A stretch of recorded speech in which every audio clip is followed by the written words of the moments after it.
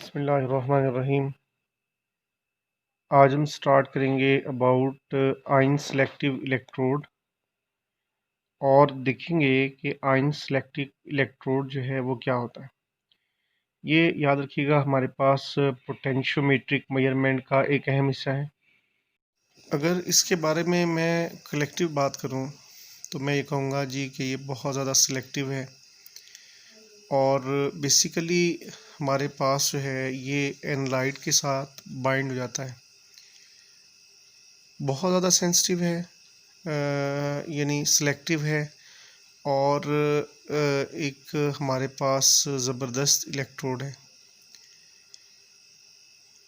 अच्छा, इसके बारे में हम ये यूँ लिखते हैं, it is a known type of indicator, बल्कि well known type of indicator. ये हमारे पास जो है बहुत ज़्यादा नॉन इंडिकेटर इलेक्ट्रोड है। इसके अलावा ये बेसिकली डायरेक्टली रिस्पॉन्स करता है to analyte.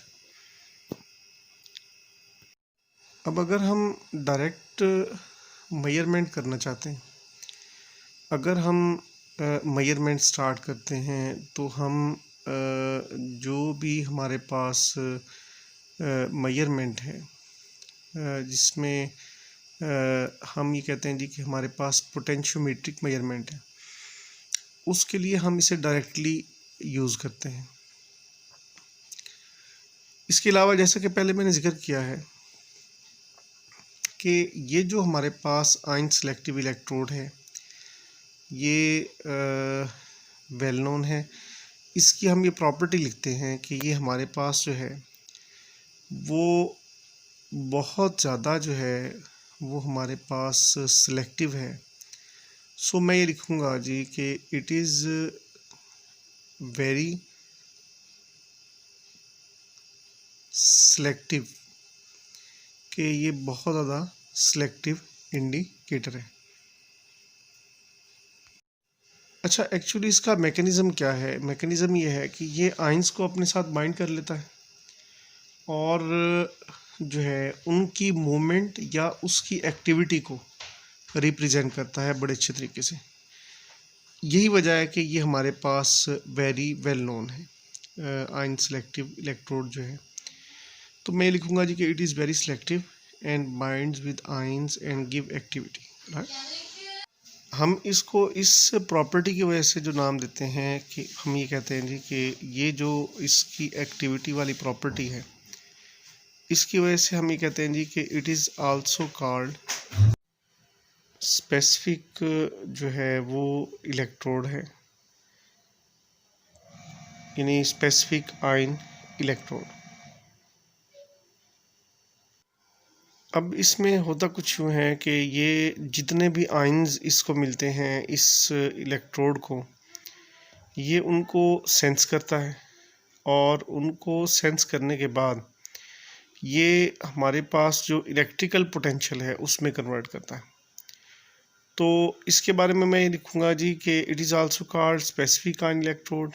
It convert activity of specific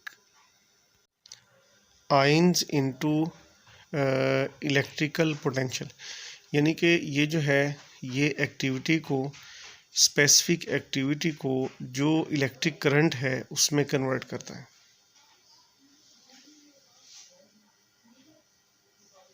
हम इसे डिफरेंट तरीके से जो है वो डिज़ाइन करते हैं डिफरेंट सिचुएशंस में, लेकिन इसमें हमारे पास जो आइडियली डिज़ाइन होता है, जो हमारे पास आइडियल ISE है, यानी कि हमारे पास ये जो इलेक्ट्रोड है बेसिकली आयन सेलेक्टिव इलेक्ट्रोड, इसमें हमारे पास ये जो है बेसिकली एक थिन मेम्ब्रेन होती है जी, जिसमें आयन्स जो हैं वो मूव करते हैं जिसके अक्रॉस।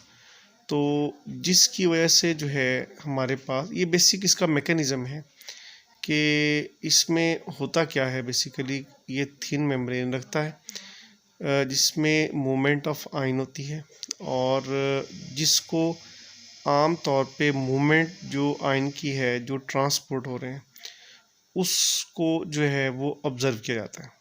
अब ये जो हमारे पास मैंने आयंस का ज़िक्र किया है, ये आयंस जो हैं इसमें कंसंट्रेशन का चक्कर होता है कि ये ट्रांसपोर्ट जो है अमूमन हायर कंसंट्रेशन से लोअर कंसंट्रेशन की तरफ होती है और इसमें एक बाउंड्री इन्वॉल्व होती है। तो अब मुझे इसके बारे में लिखना क्या पड़ेगा? मैं ये लिखूँगा the transport of ion from higher concentration to lower concentration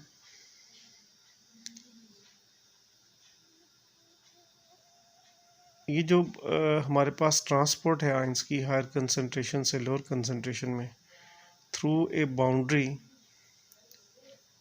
कि वो जो मोमेंट है वो एक बाउंड्री के ज़रिए है।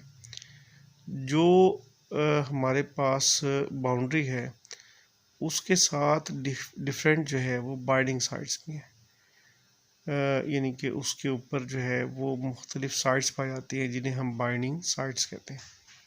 अब अगर इसकी जनरल डायग्राम ड्रा करनी पड़े तो हम इस तरह से ड्रा करते हैं, जिसमें सैम्पल सॉल्यूशन है, आयन सेलेक्टिव इलेक्ट्रोड है, रेफरेंस इलेक्ट्रोड है, इसे प्लेस कैसे करना है और यहाँ पे मेम्ब्रेन किस जगह पे होती है ये इंडिकेट किया गया है। और इसमें जो है वो बेसिकली हमारे पास जो रेफरेंस पॉइंट है वो आपको शो किया गया है। इसी तरह हमारे पास इस जो इलेक्ट्रोड है इसे ISC का नाम देते हैं, यानी आयन सेलेक्टिव इलेक्ट्रोड।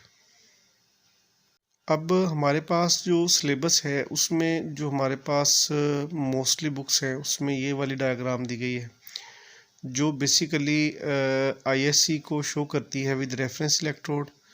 तो ये इस तरह से हम इसे सिंपली ड्रा कर सकते हैं। अब इसके बारे में नेक्स्ट हम देखना है कि नेक्स्ट हमारे पास आयन सेलेक्टिव इलेक्ट्रोड की नेक्स्ट डिटेल क्या है।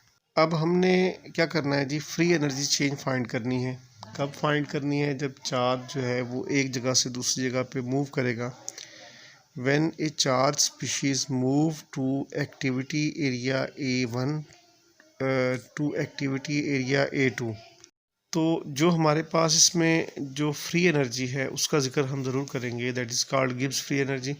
अमूमन ये हम जब इस तरह की कैलकुलेशन करते हैं तो वहाँ पे हम जो है वो लेके चलते हैं साथ कि हमारे पास जब ये मूवमेंट होती है तो हम गिब्स फ्री एनर्जी को कैसे राइट करते हैं और किस तरह से देखते हैं। सो हमारे पास जो है मैथमेटिकल फॉर्म ये है, delta G is equal to -RT log natural of A1 over A2, यानी कि ये एक्टिविटी 1 है और एक्टिविटी 2 है। सो ये गिब्स फ्री एनर्जी है जब चार्ज स्पीशीज़ जो है वो मूव कर रही हैं from area of activity A1 to A2। ये जो हमारे पास फ्री एनर्जी है ये बराबर होती है हमारे पास जो भी इलेक्ट्रिकल वर्क होता है उसके बराबर होती है। तो मैं ये लिखूँगा this free energy is equal to electrical work done which surrounding done on system, कि जो वर्क जो है वो सराउंडिंग जो है वो सिस्टम पे करती है। अब इसमें नेक्स्ट चीज़ जो है हमने इसको जो है वो मैथमेटिकली कैसे लिखना है और मैथमेटिकली ये हमारे पास किसके बराबर है। अगर आयन ट्रांसफ़र हो रहा है A1 एक्टिविटी से A2 एक्टिविटी की तरफ, तो उसमें हमारे पास ये मैथमेटिकल फॉर्म है। इसकी जो हमारे पास स्टैंडर्ड जो हमारे पास ई सेल है तो वो कैसे फाइंड करनी है, ये हमारे पास उसकी इक्वेशन है। तो इसे हम जो है यहाँ पे जो है चार्ज की मूवमेंट जो है, आयंस की मूवमेंट जो है उसको हम इस तरह से रिप्रेजेंट करते हैं मैथमेटिकली।